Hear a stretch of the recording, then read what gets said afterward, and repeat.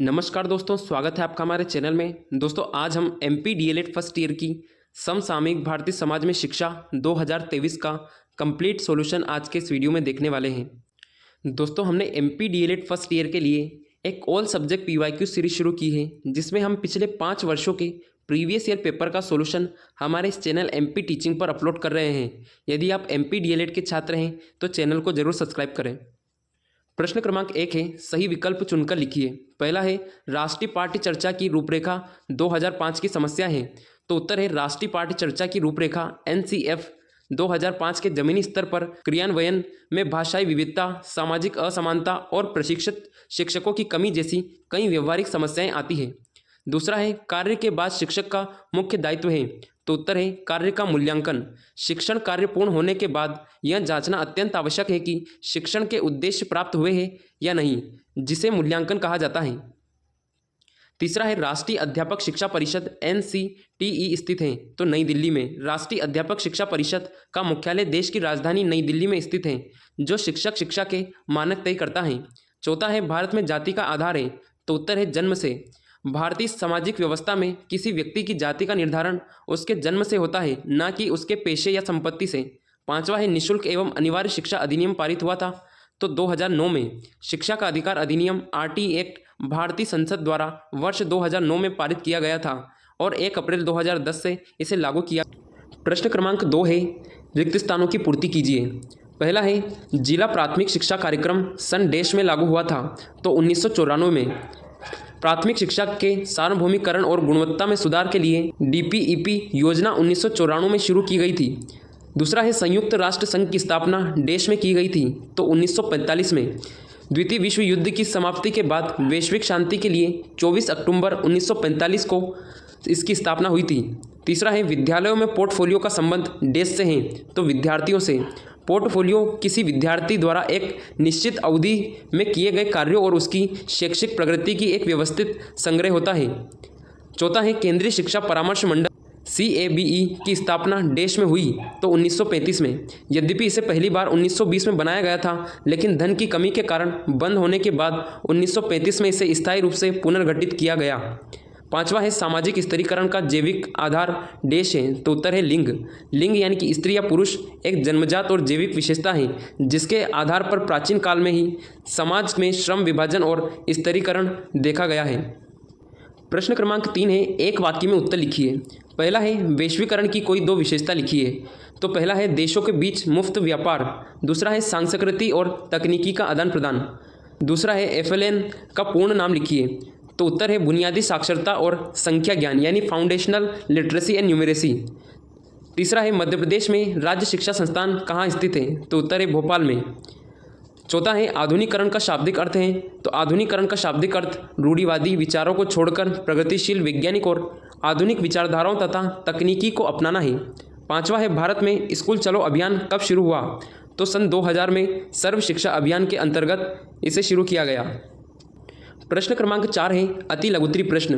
भारतीय संविधान की प्रस्तावना लिखिए।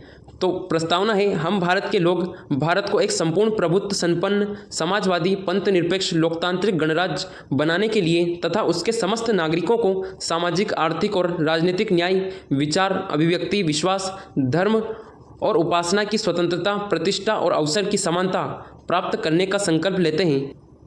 प्रश्न क्रमांक 5 है, लोकतंत्र में शिक्षा का स्वरूप कैसा होना चाहिए। तो उत्तर है, लोकतंत्र में शिक्षा का स्वरूप बाल केंद्रित, लचीला और बिना किसी भेदभाव के समान होना चाहिए। शिक्षा ऐसी होनी चाहिए जो बच्चों में स्वतंत्र चिंतन, समानता, सहिष्णुता और आदर्श नागरिकता के गुणों का विकास करे।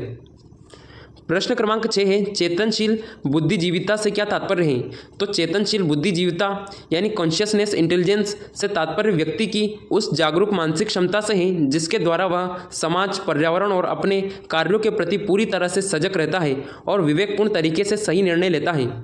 प्रश्न क्रमांक 7 है, शिक्षा के अवसरों की समानता से क्या आश्चर्य है। तो शिक्षा के अवसरों की समानता का आश्चर्य यह है कि देश के प्रत्येक बच्चे को उसकी जाति, धर्म, लिंग या जन्म स्थान या आर्थिक स्थिति के भेदभाव के बिना अपनी रुचि अनुसार शिक्षा प्राप्त करने का समान अवसर उपलब्ध हो। प्रश्न क्रमांक 8 है, सामाजिक स्त्रीकरण की कोई एक परिभाषा लिखिए। तो प्रसिद्ध समाजशास्त्री रेमंड मूर के अनुसार सामाजिक स्तरीकरण समाज का उन वर्गों में विभाजन है जो कि एक दूसरे से उच्चता और निम्नता के क्रम में जुड़े होते हैं। प्रश्न क्रमांक 9 है सामाजिक परिवर्तन का अर्थ एवं कोई दो विशेषता लिखिए। तो उत्तर है समाज की संरचना, संस्थाओं, कार्यप्रणाली और लोगों के पारंपरिक संबंधों में समय के साथ आने वाले बदलाव को सामाजिक परिवर्तन कहते हैं। इसकी विशेषता है यह एक निरंतर यानी लगातार चलने वाली प्रक्रिया है। यह एक सार्वभौमिक घटना है यानी हर समाज में परिवर्तन होता है। प्रश्न क्रमांक 10 है शिक्षा के सार्वजनिकरण से क्या अभिप्राय है। तो उत्तर है शिक्षा के सार्वजनिकरण से अभिप्राय देश के 6 से लेकर 14 वर्ष की आयु वर्ग के सभी बच्चों के लिए बिना किसी भेदभाव के निःशुल्क अनिवार्य सुलभ प्रारंभिक शिक्षा की 100% व्यवस्था करना है। प्रश्न क्रमांक 11 है लघु उत्तरी प्रश्न समाज का अर्थ एवं परिभाषा लिखिए। तो उत्तर है समाज व्यक्तियों का वह संगठित समूह है जो एक निश्चित भौगोलिक क्षेत्र में रहते हैं और जिनके बीच आपसी संबंध होते हैं। समाज केवल लोगों का झुंड नहीं बल्कि यह उनके बीच की अंतःक्रियाओं की व्यवस्था है। प्रसिद्ध समाजशास्त्री मैकाइवर एवं पेज के अनुसार समाज सामाजिक संबंधों का जाल है जो हमेशा बदलता रहता है। प्रश्न क्रमांक 11 का अथवा है समाज की आवश्यकता एवं महत्व पर प्रकाश डालिए। तो मनुष्य एक सामाजिक प्राणी है। समाज की आवश्यकता एवं महत्व निम्नलिखित है। तो समाज की आवश्यकता जो है पहला है मूलभूत आवश्यकता की पूर्ति, भोजन, वस्त्र और आवास जैसी जरूरतें समाज के सहयोग से ही पूरी होती है। दूसरा है सुरक्षा, समाज व्यक्ति को बाहरी खतरों और आर्थिक संकटों से सुरक्षा प्रदान करता है। तीसरा है व्यक्तित्व का विकास, समाज के बीच रहकर ही मनुष्य प्रेम, सहानुभूति और सहयोग सीखता है। चौथा है सांस्कृतिक का हस्तांतरण, समाज ही हमारी भाषा, परंपरा और ज्ञान को एक पीढ़ी से दूसरी पीढ़ी तक पहुंचाता है। प्रश्न क्रमांक 12 है प्रारंभिक स्तर पर राष्ट्रीय बालिका शिक्षा परियोजना NPGEL का कार्य क्षेत्र स्पष्ट कीजिए। तो उत्तर है राष्ट्रीय बालिका शिक्षा परियोजना मुख्य रूप से शैक्षिक रूप से पिछड़े ब्लॉक EBBS यानी एजुकेशनली बैकवर्ड ब्लॉक्स में लागू की गई है। इसका कार्य क्षेत्र वे ग्रामीण और शहरी मलिन बस्तियां हैं जहां महिला साक्षर दर राष्ट्रीय औसत से भी काफ़ी कम है और बालिकाओं के स्कूल छोड़ने की दर बहुत अधिक है। यह योजना सर्व शिक्षा अभियान SSA का ही एक विशेष हिस्सा है। प्रश्न क्रमांक 12 का अथवा है प्रारंभिक स्तर पर राष्ट्रीय बालिका शिक्षा परियोजना NPGEL के उद्देश्य स्पष्ट कीजिए। तो इस परियोजना के मुख्य उद्देश्य निम्नलिखित हैं। पहला है बालिकाओं का स्कूल में 100% नामांकन सुनिश्चित करना। दूसरा है स्कूल से बाहर रह गई लड़कियों को शिक्षा की मुख्य धारा से जोड़ना। तीसरा है बालिकाओं को जीवन कौशल और व्यावसायिक प्रशिक्षण प्रदान करना। चौथा है स्कूलों में लड़कियों के लिए जेंडर संवेदनशील और सुरक्षित वातावरण बनाना। प्रश्न क्रमांक 13 है प्रारंभिक शिक्षा के मुख्य उद्देश्यों पर प्रकाश डालिए। तो प्रारंभिक शिक्षा कक्षा 1 से 8 के प्रमुख उद्देश्य इस प्रकार हैं। बच्चों में साक्षरता और संख्यानात्मक ज्ञान विकास करना। दूसरा है बच्चों का शारीरिक, मानसिक और संवेगात्मक सर्वांगीण विकास करना। छात्रों में साफ सफाई, स्वास्थ्य और पर्यावरण के प्रति जागरूकता पैदा करना। बच्चों में नैतिक मूल्य, देशभक्ति और सामाजिक सहयोग की भावना विकसित करना। प्रश्न क्रमांक 13 का अथवा है प्रारंभिक शिक्षा की आवश्यकता पर प्रकाश डालिए। तो प्रारंभिक शिक्षा जीवन रूपी इमारत की नींव है। इसकी आवश्यकता इसलिए है क्योंकि यह बच्चों को भविष्य की उच्च शिक्षा के लिए तैयार करती है। एक जागरूक और जिम्मेदार नागरिक बनाने के लिए यह बहुत उपयोगी है। गरीबी, अंधविश्वास और सामाजिक कुरीतियों को दूर करने का यह सबसे सशक्त साधन है। राष्ट्र के सामाजिक और आर्थिक विकास के लिए प्रारंभिक शिक्षा अनिवार्य है। प्रश्न क्रमांक 14 है वैश्वीकरण की विशेषताओं का वर्णन कीजिए। तो उत्तर है वैश्वीकरण की प्रमुख विशेषताएं निम्नलिखित हैं। मुफ्त व्यापार, देशों के बीच व्यापार में लगे प्रतिबंधों का कम होना। दूसरा है तकनीकी का प्रभाव, तो सूचना, संचार और नई तकनीकों का पूरी दुनिया में तेजी से फैलना। पारस्परिक निर्भरता, एक देश की अर्थव्यवस्था और बाजार का दूसरे देशों पर निर्भर होना। सांस्कृतिक आदान प्रदान, विश्व के विभिन्न देशों के खान पान, पहनावे और विचारों का आपस में मिलना। प्रश्न क्रमांक 14 का अथवा है वैश्वीकरण के लाभों का वर्णन कीजिए। तो वैश्वीकरण के मुख्य लाभ इस प्रकार हैं। रोजगार के अवसर, बहुराष्ट्रीय कंपनियां MNCs के आने से रोजगार के नए अवसर पैदा होते हैं। दूसरा है शिक्षा में सुधार, विदेशी विश्वविद्यालयों और नई तकनीक तक छात्रों की पहुंच आसान हो जाती है। उपभोक्ताओं का फायदा, बाजार में प्रतिस्पर्धा बढ़ने से लोगों को अच्छी गुणवत्ता का सामान सस्ते में मिलता है। विश्व बंधुत्व, दुनिया भर के लोग एक दूसरे के करीब आते हैं जिससे विश्व शांति को बढ़ावा मिलता है। प्रश्न क्रमांक 15 है समानता के अवसर उन्नयन के मुख्य उपायों का उल्लेख कीजिए। तो शिक्षा में समानता के अवसर बढ़ाने के मुख्य उपाय, सभी बच्चों के लिए निःशुल्क और अनिवार्य शिक्षा की व्यवस्था करना, जैसे आरटीई एक्ट। गरीब और पिछड़े वर्ग के छात्रों के लिए छात्रवृत्ति यानी स्कॉलरशिप और मुफ्त पाठ्य पुस्तकों का प्रबंध करना। बालिकाओं के लिए अलग विद्यालय और सुरक्षित परिवहन की व्यवस्था करना। स्कूलों में ऐसा वातावरण बनाना जहां जाति, धर्म या लिंग के आधार पर कोई भेदभाव ना हो। प्रश्न क्रमांक 15 का अथवा है शैक्षिक अवसरों की समानता की आवश्यकता पर प्रकाश डालिए। तो उत्तर है शैक्षिक अवसरों की समानता इसलिए आवश्यक है क्योंकि लोकतंत्र की सफलता, एक सफल लोकतंत्र के लिए सभी नागरिकों का शिक्षित होना जरूरी है। दूसरा है सामाजिक न्याय, समाज के कमजोर वर्गों को आगे लाने और शोषण रोकने के लिए यह आवश्यक है। तीसरा है आर्थिक विकास, जब सभी को शिक्षा मिलेगी तभी देश के मानव संसाधन का सही से उपयोग हो सकेगा। चौथा है प्रतिभा की खोज, बिना भेदभाव शिक्षा मिलने पर छिपी हुई प्रतिभाएं निखर कर सामने आती हैं। प्रश्न क्रमांक 16 है जिला शिक्षा अधिकारी के कार्यों का उल्लेख कीजिए। तो जिला शिक्षा अधिकारी डीईओ जिले में शिक्षा प्रशासन का प्रमुख होता है, जिसके प्रमुख कार्य निम्न हैं। पहला है जिले भर के स्कूलों का निरीक्षण करना और शिक्षा की गुणवत्ता सुनिश्चित करना। दूसरा है राज्य सरकार की शैक्षिक नीतियों और योजनाओं जैसे मिड डे मील को जिले में लागू करना। तीसरा है स्कूलों के लिए बजट तैयार करना और अनुदान यानी ग्रांट्स का सही उपयोग सुनिश्चित करना। शिक्षकों की नियुक्ति, पदोन्नति, स्थानांतरण और वेतन संबंधित कार्य का प्रबंध करना। प्रश्न क्रमांक 16 का अथवा है स्थानीय स्तर पर शिक्षा प्रशासन की मुख्य समस्याएं क्या है। तो स्थानीय स्तर पर शिक्षा प्रशासन की प्रमुख समस्याएं निम्नलिखित हैं। पहला है धन का अभाव, स्कूलों के रखरखाव और सुविधा के लिए पर्याप्त बजट नहीं मिल पाता है। दूसरा है राजनीतिक हस्तक्षेप, शिक्षकों के तबादले और प्रशासनिक कामों में स्थानीय नेताओं का दखल। तीसरा है उदासीनता, स्थानीय समुदाय और अभिभावकों का स्कूल के प्रति जागरूक न होना। चौथा है प्रशिक्षित कर्मचारियों की कमी, प्रशासनिक स्तर पर योग्य और प्रशिक्षित कर्मचारियों की कमी होना। प्रशासन की सफलता के लिए बजट और स्वायत्तता यानी ऑटोनोमेसी दोनों का होना आवश्यक होता है। प्रश्न क्रमांक 17 है दीर्घ उत्तरी पृष्ठ, भारतीय समाज की ऐतिहासिक पृष्ठभूमि की विवेचना कीजिए। तो भारतीय समाज विश्व के सबसे प्राचीन और समृद्ध समाजों में से एक है। इसकी ऐतिहासिक पृष्ठभूमि को हम निम्नलिखित कालों में बांट सकते हैं। पहला है वैदिक काल, इस काल में समाज धर्म और कर्तव्य पर आधारित था। शिक्षा के लिए गुरुकुल प्रणाली थी जहाँ आध्यात्मिक और व्यवहारिक ज्ञान दिया जाता था। दूसरा है बौद्ध एवं जैन काल, इस समय समाज में जाति व्यवस्था के खिलाफ आवाज़ उठने और अहिंसा व समानता पर जोर दिया गया। मठों और विहारों में शिक्षा दी जाने लगी। मध्यकाल, मुस्लिम शासकों के आने से समाज में नई संस्कृति का प्रवेश हुआ।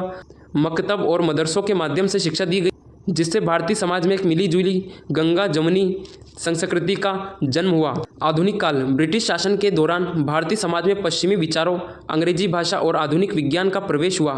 इस काल में कई समाज सुधारक जैसे राजा राम मोहन राय हुए, जिन्होंने सती प्रथा और छुआछूत जैसी कुरीतियों को मिटाने का प्रयास किया।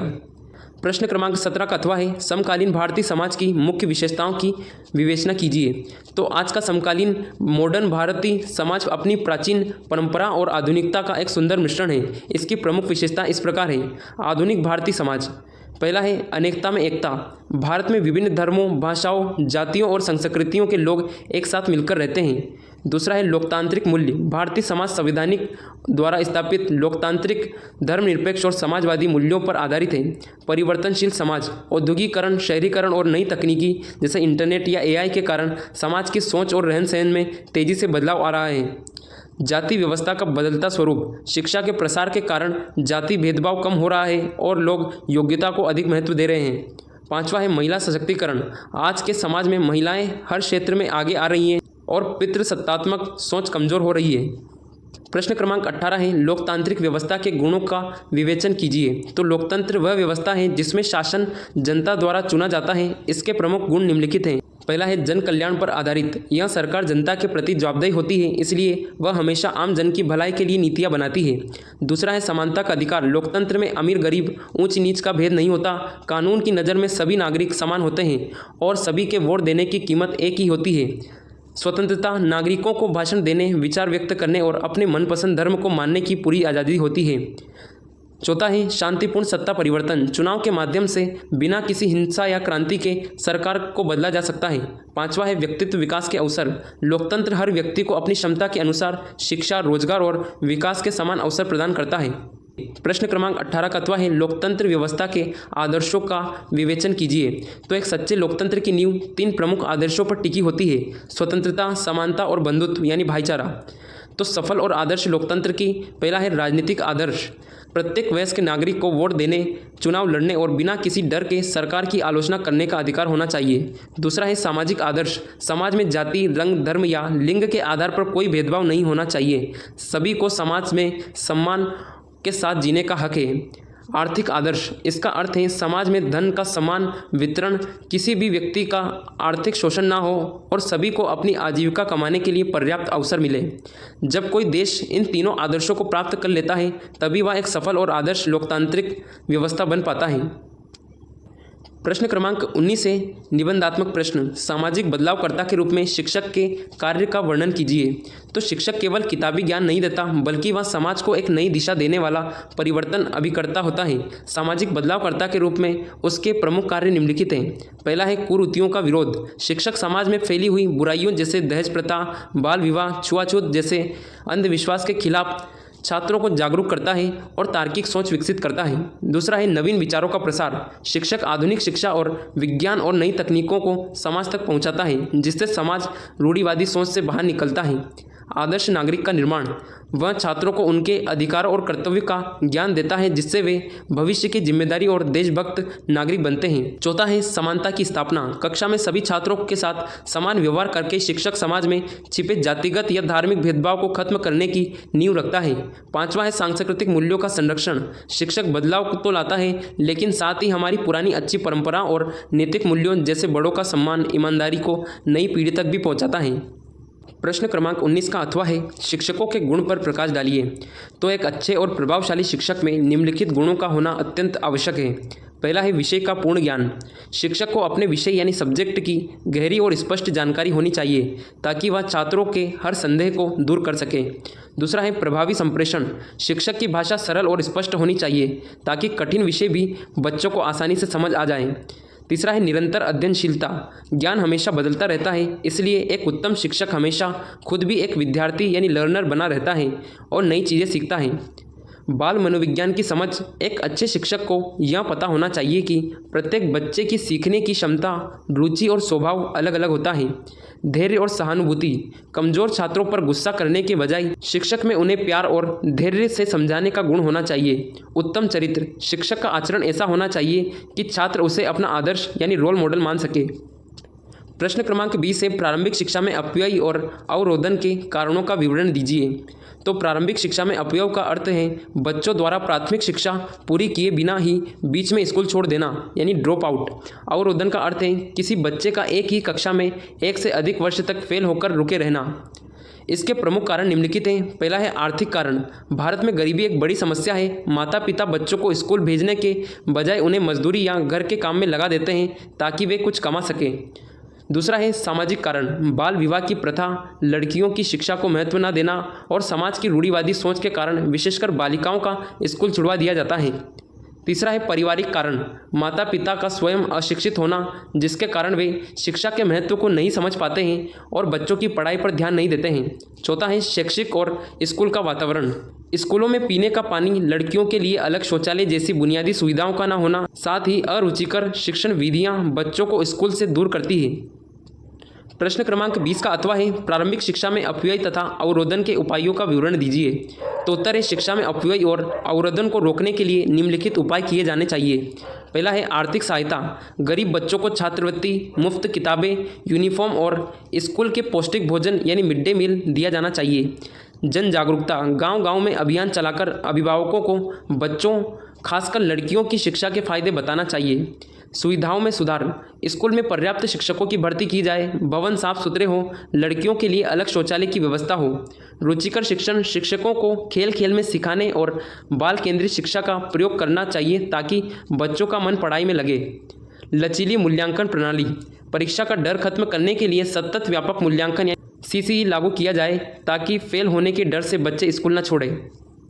प्रश्न क्रमांक 21 है, शिक्षा के प्रभावी कारक के रूप में राज्य की भूमिका स्पष्ट कीजिए।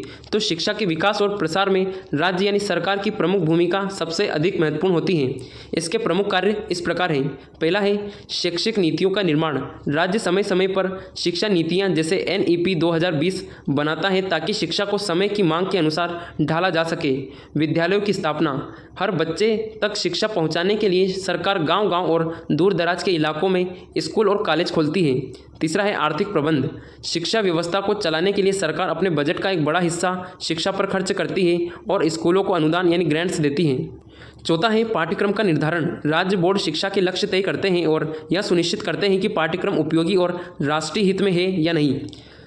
पांचवा है गुणवत्ता नियंत्रण। सरकार शिक्षा अधिकारियों के माध्यम से स्कूलों का निरीक्षण करवाती है ताकि पढ़ाई का स्तर अच्छा बना रहे।